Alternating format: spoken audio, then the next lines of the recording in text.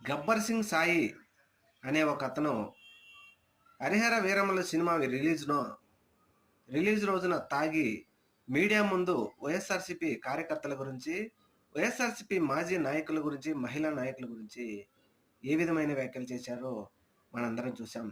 ఎంత చెత్తగా అంటే తాగిన మైకంలో కొడకల్లారా నా కొడకల్లారా అంటూ కూడా మాట్లాడాడు ఈ జనసేన పార్టీ అభిమాని గబ్బర్ సింగ్ సాయి.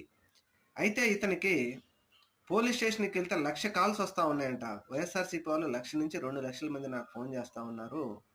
అంటే ఆళ్ళేదో బెదిరించడానికి కాదు, ఈ వ్యాఖ్యలు వెనక్కి తీసుకోమనని ఆయన నిన్న మళ్ళా పోలీస్ స్టేషన్ దగ్గరికెళ్ళి ఆయన కంప్లెయింట్ ఇచ్చిన తర్వాత మళ్ళీ మీడియా ముందు మాట్లాడుతూ, వైఎస్ఆర్‌సీపీ వాళ్ళకు క్షమాపణ చెప్తున్నాను. రోజా మేడం గారికి, శ్యామల మేడం గారికి క్షమాపణ చెప్తున్నాను అంటున్నాడు. ఎందుకురా నాయనా ఇష్టం వచ్చినట్టు తాగి మాట్లాడటం ఎందుకు? అనవసరంగా మీరెందుకురా ఈ విధంగా ఇప్పుడు ఇటువంటి ఇబ్బందుల్లో పడతారు? మీరు పవన్ కళ్యాణ్‌కి అభిమాని అయితే, జగన్మోహన్ రెడ్డి గారికి కూడా మీలాంటి అభిమానులుంటారు. రోజా గారికి కూడా ఆవిడ అభిమానులు ఆవిడకుంటారు.